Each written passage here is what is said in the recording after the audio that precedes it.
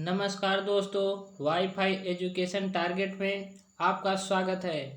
मैं विजय जो आपके लेकर के आया हूँ most important technical objective class, जो UPPCL TG2, UPR regional, ISRO, DRDO technical helper इत्यादि एग्जाम के लिए बहुत ही हेल्पफुल होगा।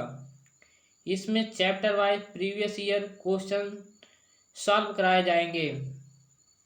अगर हम देखें तो यूपीपीसीएल TG2 या यूपीआरवीएनएल में टेक्निकल पार्ट में मशीन का पार्ट बहुत ही बड़ी भूमिका होती है। तो दोस्तों यूपीपीसीएल TG2 में मशीन का 50 से 60% रोल होता है। इसीलिए दोस्त हमें ट्रांसफार्मर चैप्टर से स्टार्ट कर रहे हैं और फुल डिटेल सॉल्यूशन के साथ कराए जाएंगे। तो दोस्तों हम सर्वप्रथम ट्रांसफार्मर चैप्टर से स्टार्ट करेंगे। तो दोस्तों हम आज ट्रांसफार्मर चैप्टर के क्वेश्चनों से स्टार्ट करते हैं। तो दोस्त फर्स्ट क्वेश्चन क्या कह रहा है? विद्युत मशीनों में लेमिनेटेड प्रोडों का प्रयोग निम्नलिखित घटाने के लिए किया जाता है। तो दोस्तों आपके सामने 4 ऑप्शन है, करेक्ट ऑप्शन को चूज करें। दोस्तों बताइए दोस्तों इसमें करेक्ट ऑप्शन क्या होगा? तो आपके सामने 4 ऑप्शन है। A option copper loss, option B eddy current loss, option C hysteresis loss, option D all of these. तो दोस्तों बताइए इसमें से करेक्ट ऑप्शन क्या होगा? तो दोस्तों विद्युत मशीनों में लेमिनेटेड कोरों का प्रयोग क्या घटाने के लिए किया जाता है? तो दोस्तों इसका करेक्ट ऑप्शन को चूज करें। तो बताइए दोस्तों इसका करेक्ट ऑप्शन क्या होगा? तो दोस्तों इसका करेक्ट ऑप्शन बी होगा। तो दोस्तों विद्युत मशीनों में लेमिनेटेड कोर्स का प्रयोग ईडी करंट लॉस घटाने के लिए किया जाता है, जबकि हिस्टेरिसिस लॉसेस पर कोई प्रभाव नहीं पड़ता है। तो दोस्तों ये दोनों ही कोर लॉसेस जबकि होते हैं। तो दोस्तों इसका करेक्ट ऑप्शन बी होगा। तो देखते हैं दोस्तों इसका नेक्स्ट क्वेश्चन क्या है। तो दोस्तों इसका सेकंड क्वेश्चन, प्रस्तुत वोल्टा नियामक स्पेस इनटू जहां VNL नो लोड वोल्टता तथा VFL फुल लोड वोल्टता है। तो दोस्तों आपके सामने 4 ऑप्शन दिए गए हैं जो कि वोल्टेज नियामक का सूत्र है। दोस्तों इसमें ABCD विकल्प दिए हुए हैं दोस्तों, तो इसमें से एक करेक्ट है। इसमें आप करेक्ट ऑप्शन को चूज करें दोस्तों। इसमें करेक्ट ऑप्शन क्या होगा? फटाफट जवाब दीजिए दोस्तों, इसमें करेक्ट ऑप्शन को चूज करें। तो दोस्तों इसका करेक्ट ऑप्शन ए होगा। तो दोस्तों VNL माइनस VFL बटे VFL होगा। दोस्तों यह फुल लोड पर कैलकुलेट किया जाता है दोस्तों, तो इसका करेक्ट ऑप्शन ए होगा। तो नेक्स्ट क्वेश्चन देखते हैं दोस्तों, ट्रांसफार्मर की कोर के निर्माण के लिए सबसे उपयुक्त सामग्री है। तो दोस्तों बताइए दोस्तों ट्रांसफार्मर की कोर के निर्माण के लिए सबसे उपयुक्त सामग्री क्या है? तो option A hot roll grain oriented steel, option B cast steel, option C cold roll grain oriented steel, option D cast iron. तो दोस्तों इसका करेक्ट ऑप्शन बताइए दोस्तों क्या होगा? तो दोस्तों इसका करेक्ट ऑप्शन सी होगा, cold rolled grain oriented steel. तो दोस्तों इसका करेक्ट ऑप्शन सी होगा। ट्रांसफार्मर की कोर के निर्माण के लिए cold rolled grain oriented steel सबसे उपयुक्त मटेरियल है दोस्तों। इसके प्रयोग में एडी करंट लॉस तथा हिस्टेरिसिस लॉस कम किया जा सकता है। अतः यह आयरन सिलिकॉन मिश्र धातु है जिसमें सिलिकॉन की मात्रा 4% तक होती है। तो दोस्तों इसका करेक्ट ऑप्शन सी होगा। तो देखते हैं नेक्स्ट क्वेश्चन दोस्तों, 4 नंबर क्वेश्चन दोस्तों, ग्लास के साथ सिलिका जेल ब्रीदर फिट किया जाता है ताकि क्रिस्टल का रंग दिखाई देता रहे। क्रिस्टल जब नमी अवशोषित कर लेता है तब उसका रंग नीले से बदलकर निम्नलिखित हो जाता है। तो दोस्तों बताइए कि जब क्रिस्टल जब नमी अवशोषित कर लेता है तो उसका रंग नीले से बदलकर क्या हो जाता है, दोस्तों बताइए।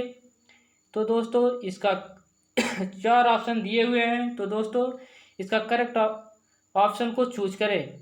तो दोस्तों इसका ऑप्शन ए लाल, ऑप्शन बी गुलाबी, ऑप्शन सी नारंगी, ऑप्शन डी सफेद। तो करेक्ट ऑप्शन को चूज करें दोस्तों।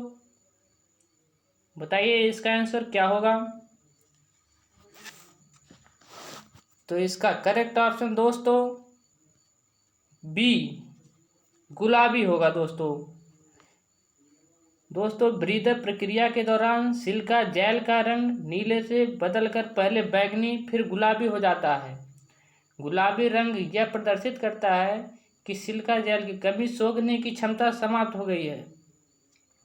तब इसे बदलकर या निकालकर इसे 150 से 200 सेंटीग्रेड के तापमान पर पकाकर दोबारा प्रयोग किया जाता है तथा इसका रंग पूरा नीला हो जाता है दोस्तों। तो इसका इसलिए करेक्ट ऑप्शन गुलाबी होगा। तो देखते हैं नेक्स्ट क्वेश्चन दोस्तों। नेक्स्ट क्वेश्चन 5, करंट ट्रांसफार्मर में प्राइमरी सर्किट में जब करंट प्रवाहित हो रहा हो तब सेकेंडरी परिपथ को दोस्तों बताइए। ऑप्शन ए खुला नहीं रखना चाहिए, ऑप्शन बी लघुपथित नहीं रखा जाता, ऑप्शन सी न तो खुला और न ही लघुपथित रखा जाता है दोस्तों, ऑप्शन डी ऐसी कोई शर्त नहीं है। तो दोस्तों बताइए कि करंट ट्रांसफार्मर के प्राइमरी सर्किट में जब करंट प्रवाहित हो रहा हो तब सेकेंडरी परिपथ को कैसा रखना चाहिए। तो आंसर बताइए दोस्तों, इसका करेक्ट आंसर क्या होगा। बताइए आंसर क्या होगा दोस्तों। तो इसका करेक्ट आंसर दोस्तों ए होगा, खुला नहीं रखना चाहिए। तो दोस्तों करंट ट्रांसफार्मर की द्वितीय कुंडली को खुला नहीं रखना चाहिए। खुला रखने होने पर द्वितीय कुंडलन में अति उच्च वोल्टता उत्पन्न हो जाती है और वहाँ पर कार्य करने वाले व्यक्ति के लिए घातक साबित हो सकती है। ठीक है दोस्तों, इसलिए हम खुला नहीं रखा जाता है। तो देखते हैं नेक्स्ट क्वेश्चन दोस्तों। 6 नंबर क्वेश्चन क्या कहता है दोस्तों, देखते हैं।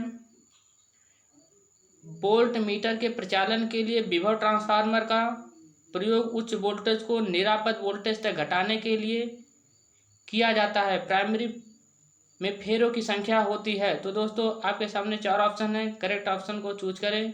तो दोस्तों प्रश्न क्या कह रहा है कि ट्रांसफार्मर का प्रयोग उच्च वोल्टेज को निरापद वोल्टेज तक घटाने के लिए यानी कि स्टेप अप वोल्टेज को स्टेप डाउन करने की बात किया जा रहा है। तो दोस्तों प्राइमरी फेरों की संख्या होती है। तो आपके सामने 4 ऑप्शन दिए हुए हैं और करेक्ट ऑप्शन को चूज करिए। ऑप्शन ए सेकेंडरी में फेरों की संख्या कम, ऑप्शन बी सेकेंडरी में फेरों की संख्या अधिक, ऑप्शन डी अनंत फेरों की संख्या, ऑप्शन डी इनमें फेरे नहीं होते। तो दोस्तों बताइए इसका करेक्ट आंसर क्या होगा। तो दोस्तों इसका करेक्ट आंसर बी होगा दोस्तों। इसका करेक्ट आंसर बी होगा, सेकेंडरी में फेरों की संख्या से अधिक होती है। तो दोस्तों विभव ट्रांसफार्मर को स्टेप डाउन ट्रांसफार्मर भी कहा जाता है क्योंकि प्राइमरी में टर्नों की संख्या सेकेंडरी वाइंडिंग से अधिक होती है। तो दोस्तों प्राइमरी और सेकेंडरी को उच्च विद्युत रोधी पदार्थ द्वारा अलग किया जाता है। तो इसलिए दोस्तों इसका करेक्ट ऑप्शन बी होगा। तो देखते हैं दोस्त, तो नेक्स्ट क्वेश्चन क्या है। Next question 7। तो दोस्तों देखते हैं 7 क्वेश्चन क्या है। पावर ट्रांसफार्मर की लॉक रोड में पटलन करने का प्रयोजन निम्नलिखित घटाना होता है। तो दोस्तों पावर ट्रांसफार्मर में लॉक रोड में पटलन करने का प्रयोजन निम्नलिखित घटाना होता है। तो सामने है 4 ऑप्शन है दोस्तों, करेक्ट ऑप्शन को चूज करें। Option A copper losses, option B hysteresis losses, option C eddy current losses, option D hysteresis and eddy current losses. तो करेक्ट ऑप्शन को चूज करें दोस्तों।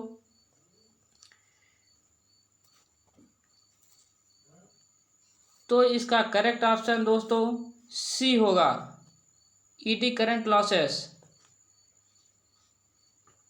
क्योंकि दोस्तों इसको लिमिनेटेड कोड को लिमिनेटेड करने से इसकी ईडी करंट लॉसेस को कम किया जा सकता है दोस्तों, क्योंकि इसकी मोटाई कम होने से भंवर धारा हानि को यानी ईडी करंट लॉसेस को कम किया जा सकता है, जबकि हिस्टैरिसीस हानि पर कोई प्रभाव नहीं पड़ता है। तो दोस्तों देखते हैं नेक्स्ट क्वेश्चन, 8 नंबर क्वेश्चन को देखते हैं। तो दोस्तों 8 नंबर क्वेश्चन, दो ट्रांसफार्मर के समांतर प्रचालन के लिए अनिवार्य शर्त निम्नलिखित में से क्या नहीं है। तो दोस्तों बताइए, दो ट्रांसफार्मर के समांतर प्रचालन के लिए निम्नलिखित शर्त में से क्या नहीं है। तो दोस्तों ऑप्शन ए समान फेज अनुक्रम, ऑप्शन बी समान आवृत्ति, ऑप्शन सी समान वोल्टेज अनुपात, ऑप्शन डी समान केवीए रेटिंग। तो दोस्तों करेक्ट ऑप्शन को चूज करें। तो दोस्तों इसका करेक्ट ऑप्शन डी होगा। तो दोस्तों इसका करेक्ट ऑप्शन डी होगा। दो ट्रांसफार्मर समांतर प्रचालन के लिए दोस्तों अनिवार्य शर्त फेज अनुक्रम में होना चाहिए, समान वोल्टेज अनुपात, समान आवृत्ति होना चाहिए, जबकि समांतर प्रचालन के लिए केवीए रेटिंग की कोई आवश्यकता नहीं होती है, इसलिए करेक्ट ऑप्शन डी होगा दोस्तों। तो देखते हैं नेक्स्ट क्वेश्चन दोस्तों क्या है।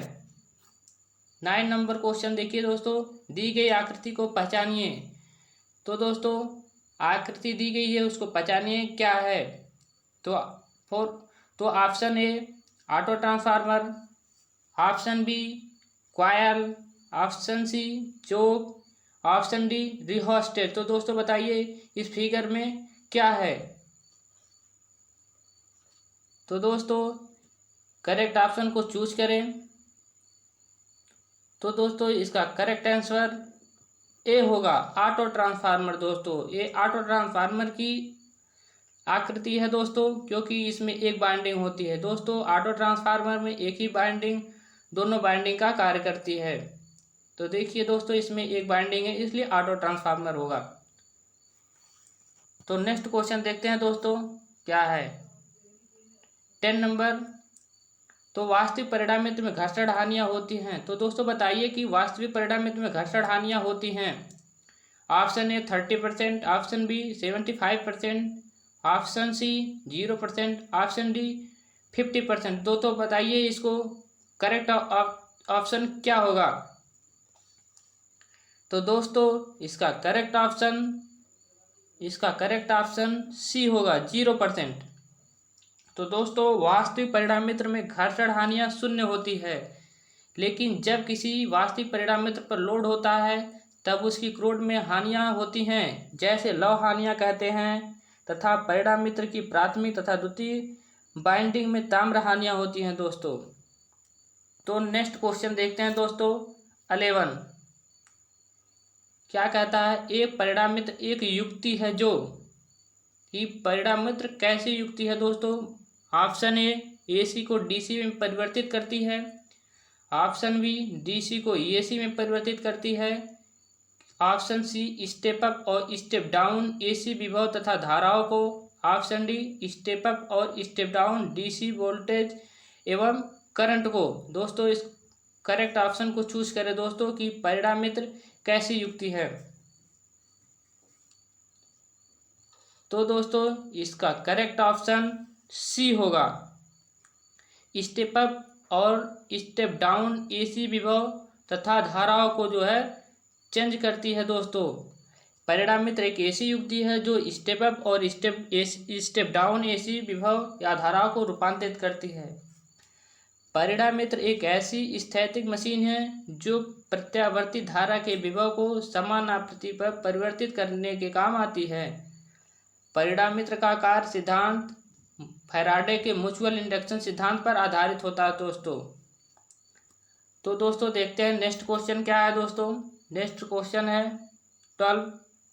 क्या कहता है, एक आदर्श परिणामित्र की प्राथमिक शक्ति 100 वाट है तथा विभव अनुपात 2:1 है, तो द्वितीय शक्ति क्या होगी। तो दोस्तों ऑप्शन आपके सामने है। Option A 25 watt, B 100 watt, option C 200 watt, option D 0 watt. तो दोस्तों करेक्ट ऑप्शन को चूज करें। तो दोस्तों करेक्ट ऑप्शन को चूज करें कि द्वितीय शक्ति होगी। तो दोस्तों इसका करेक्ट ऑप्शन इसका करेक्ट ऑप्शन क्या होगा?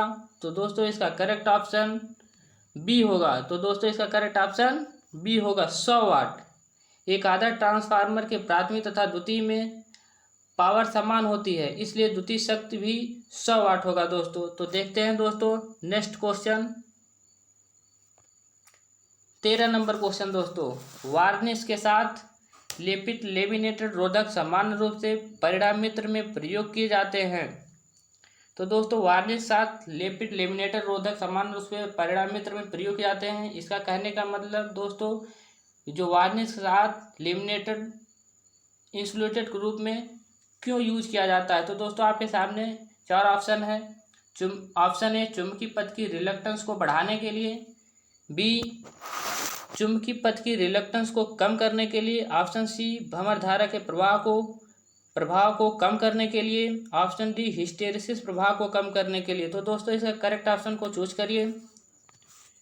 तो दोस्तों इसका करेक्ट ऑप्शन सी होगा, भंवर धारा के प्रभाव को कम करने के लिए। तो वार्निश साथ लेपित लेमिनेटेड रोधक सामान्य रूप से परिणामित्र में प्रयुक्त किए जाते हैं, जिसे एडी करंट लॉस हानियों को कम किया जा सकता है। दोस्तों भंवर धारा हानि यानी एडी करंट लॉस परिणामित्र के कोर में ही पाई जाती है। तो दोस्तों देखते हैं नेक्स्ट क्वेश्चन 14 क्या कहता है? विद्युत प्रेरण पर कार्य करने वाले युक्ति जो शक्ति परिवर्तन के बिना कार्य करती है तथा विभव स्तर को चरणबद्ध कम या अधिक कर सकती है, क्या कहलाती है? तो दोस्तों ये विभव को एक स्तर से दूसरे स्तर में यानी कम से या अधिक कर सकती है, कम या अधिक कर सकती है, ऐसी कौन सी युक्ति है? तो दोस्तों फर्स्ट ऑप्शन है generator, option B dynamo, option C transformer, option D DC motor. तो दोस्तों बताइए ऐसी कौन सी युक्ति है? करेक्ट ऑप्शन को चूज करें। तो इसका करेक्ट ऑप्शन सी होगा दोस्तों, ट्रांसफार्मर। विद्युत प्रेरण पर कार्य करने वाली युक्ति जो शक्ति परिवर्तन के बिना कार्य करती है तथा वोल्टेज के स्तर को चरणबद्ध कम या अधिक कर सकती है, तो ट्रांसफार्मर कहलाती है। दोस्तों परिणामित्र की शक्ति हस्तांतरण करता है। परिणामित्र के 2 विशिष्ट वाइंडिंग होती है, जिसे प्राइमरी वाइंडिंग और सेकेंडरी वाइंडिंग कहते हैं दोस्तों। तो नेक्स्ट क्वेश्चन देखते हैं दोस्तों 15 नंबर। तो एक ट्रांसफार्मर की द्वितीय कुंडली पर तार के घुमाव की संख्या में वृद्धि होगी। तो दोस्तों ये कह रहा है एक ट्रांसफार्मर की द्वितीय कुंडली पर तार के घुमाव की संख्या में वृद्धि होगी। तो आपके सामने ऑप्शन है, ऑप्शन ए द्वितीय धारा में वृद्धि, ऑप्शन बी द्वितीय धारा में कमी, दोस्तों ऑप्शन सी द्वितीय धारा में कोई प्रभाव नहीं, ऑप्शन डी प्राथमिक धारा में वृद्धि। तो दोस्तों इसका करेक्ट ऑप्शन को चूज करें। तो दोस्तों इसका करेक्ट ऑप्शन बी होगा, द्वितीय धारा में कमी। तो दोस्तों एक ट्रांसफार्मर में द्वितीय कुंडली पर तार के घुमाव की संख्या में वृद्धि से द्वितीय धारा में कमी होती है तथा द्वितीय कुंडली में एक विद्युत वाहक बल उत्पन्न होता है। इस प्रकार द्वितीय कुंडलन प्रेरित विद्युत वाहक बल प्राथमिक कुंडलन में प्रयुक्त वोल्टा के बिल्कुल विपरीत फेज में होगा तथा द्वितीय कुंडलन में प्रेरित विद्युत वाहक बल इसके वर्तनों के संख्या पर निर्भर करता है दोस्तों, इसलिए इसका करेक्ट ऑप्शन बी होगा। तो नेक्स्ट क्वेश्चन देखते हैं दोस्तों 16 नंबर। एक विशिष्ट परिणामित्र जिसका प्रयोग असंतुलित संकेतों को संतुलित संकेतों में परिवर्तित करने में होता है, तो वह है दोस्तों, बताइए दोस्तों, एक विशिष्ट परिणामित्र जिसका प्रयोग असंतुलित संकेतों को संतुलित संकेतों में परिवर्तित करने में होता है, तो वह युक्ति कौन सी है दोस्तों? Option A balloon, option B auto transformer, option C step across transformer, option C centre tap transformer. तो दोस्तों करेक्ट ऑप्शन को चूज करें।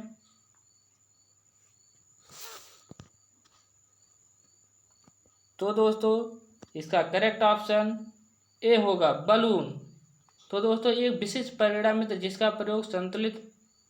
जिसका प्रयोग असंतुलित संकेतों को संतुलित संकेतों में परिवर्तित करने में होता है वह बलून कहलाता है दोस्तों। तो दोस्तों देखते हैं नेक्स्ट क्वेश्चन, 17 नंबर क्वेश्चन देखते हैं दोस्तों। तो 17 नंबर क्वेश्चन क्या है दोस्तों, 100 वाट 200 वोल्ट का एक ताप दीप्त बल्ब 220 वोल्ट 20 केवीए ट्रांसफार्मर की प्राइमरी के साथ श्रेणी में लगा है। ट्रांसफार्मर की सेकेंडरी जब विवृत परिपथ हो जाए तब क्या होगा। तो दोस्तों विवृत परिपथ हो जाने का मतलब है कि ओपन सर्किट हो जाना। तो दोस्तों बताइए कि तब बल्ब की क्या स्थिति होगी। तो दोस्तों आपके सामने 4 ऑप्शन है। ऑप्शन ए ग्लो नहीं करेगा, ऑप्शन बी समान चमक से कम ग्लो करेगा, समान चमक जैसा ग्लो करेगा, ऑप्शन डी समान चमक से अधिक ग्लो करेगा। तो बताइए दोस्तों करेक्ट ऑप्शन क्या होगा।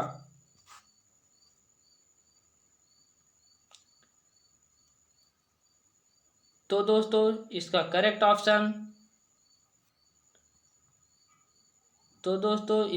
ऑप्शन सी बी होगा दोस्तों। इसका करेक्ट ऑप्शन बी होगा। ट्रांसफार्मर के सेकेंडरी वाइंडिंग में परिपथ खुला होने के कारण प्राइमरी साइड की धारा कम हो जाएगी तथा बल्ब अपने समान चमक से कम ग्लो करेगा। तो दोस्तों देखते हैं नेक्स्ट क्वेश्चन दोस्तों। तो दोस्तों नेक्स्ट क्वेश्चन देखते हैं 18 नंबर क्वेश्चन दोस्तों देखते हैं। 18 नंबर क्वेश्चन क्या कहता है, स्टेप अप ट्रांसफार्मर में। तो दोस्तों स्टेप अप ट्रांसफार्मर में तो आपके सामने 4 ऑप्शन हैं। ए प्राइमरी में पावर की अपेक्षा सेकेंडरी में पावर कम होती है, ऑप्शन बी प्राइमरी में करंट की अपेक्षा सेकेंडरी में करंट सदैव अधिक होता है, ऑप्शन सी प्राइमरी में टर्न की अपेक्षा सेकेंडरी में टर्न अधिक होते हैं, ऑप्शन डी फेज सदैव 180 अंश होता है। तो दोस्तों इसका करेक्ट आंसर बताइए कि स्टेप अप ट्रांसफार्मर में क्या होता है। तो दोस्तों इसका करेक्ट आंसर को चूज करें। तो दोस्तों इसका करेक्ट ऑप्शन सी होगा, प्राइमरी में टर्न की अपेक्षा सेकेंडरी में टर्न अधिक होता है। तो दोस्तों स्टेप अप ट्रांसफार्मर में प्राइमरी में टर्न की अपेक्षा सेकेंडरी में टर्न अधिक होता है तथा स्टेप डाउन ट्रांसफार्मर में प्राइमरी में टर्न की अपेक्षा सेकेंडरी में टर्न कम होते हैं दोस्तों, इसलिए करेक्ट ऑप्शन सी होगा। तो दोस्तों देखते हैं नेक्स्ट क्वेश्चन 19 नंबर क्या कहता है दोस्तों, ट्रांसफार्मर की कोर में भंवर धारा हानियाँ निम्नलिखित द्वारा घटाई जा सकती है। दोस्तों बताइए दोस्तों कि ट्रांसफार्मर कोर में जो भंवर धारा हानियाँ किसके द्वारा घटाई जा सकती है। तो दोस्तों आपके सामने 4 ऑप्शन है। ऑप्शन ए पटलनों की मोटाई बढ़ा करके, बी चुंबकीय परिपथ में वायु अंतराल बढ़ाकर, ऑप्शन सी पटलनों की मोटाई घटाकर, ऑप्शन डी चुंबकीय परिपथ में वायु अंतराल घटाकर। दोस्तों बताइए इसका करेक्ट ऑप्शन क्या होगा। करेक्ट ऑप्शन को चूज करें दोस्तों। तो दोस्तों इसका करेक्ट ऑप्शन सी होगा दोस्तों, सी पटलनों की मोटाई घटा करके। दोस्तों 19 नंबर क्वेश्चन कहने का मतलब कि भंवर धारा यानी एडी करंट लॉस को कैसे कम किया जा सकता है। तो दोस्तों कोर को लेमिनेटेड करके उसकी मोटाई को घटा करके जो है एडी करंट लॉस को कम किया जा सकता है दोस्तों, इसलिए करेक्ट ऑप्शन सी होगा दोस्तों। तो आइए देखते हैं नेक्स्ट क्वेश्चन दोस्तों 20 नंबर क्वेश्चन देखते हैं। किसी ट्रांसफार्मर में अधिकतम दक्षता के लिए शर्त है। तो दोस्तों बताइए कि एक ट्रांसफार्मर के अधिकतम दक्षता के लिए क्या शर्त है। तो ऑप्शन ए है दोस्तों हिस्टेरिसिस लॉस बराबर होता है एडी करंट लॉस के, ऑप्शन बी कोर लॉस बराबर होता है आयरन लॉस के, option C copper loss iron loss के बराबर होता है, ऑप्शन डी टोटल लॉस बराबर होता है कॉपर लॉस के। दोस्तों करेक्ट ऑप्शन को चूज करें। इसमें करेक्ट ऑप्शन क्या होगा कि ट्रांसफार्मर में अधिक दक्षता प्राप्त होगी। तो दोस्तों इसका करेक्ट ऑप्शन को चूज करिए। तो दोस्तों इसका करेक्ट ऑप्शन सी होगा, कॉपर लॉस आयरन लॉस के बराबर होना चाहिए। तो दोस्तों अधिकतम दक्षता के लिए कॉपर हानियाँ लाभ हानियों के बराबर होना चाहिए। तो दोस्तों देखते हैं। तो दोस्तों बस दोस्तों आज यहीं तक, बचे हुए क्वेश्चन नेक्स्ट वीडियो में कराएंगे। अगर हमारी यह वीडियो आपको लगता है कि आपके लिए हेल्पफुल होती है तो हमारे चैनल वाईफाई एजुकेशन टारगेट को लाइक शेयर एंड सब्सक्राइब जरूर करें। थैंक यू दोस्तों।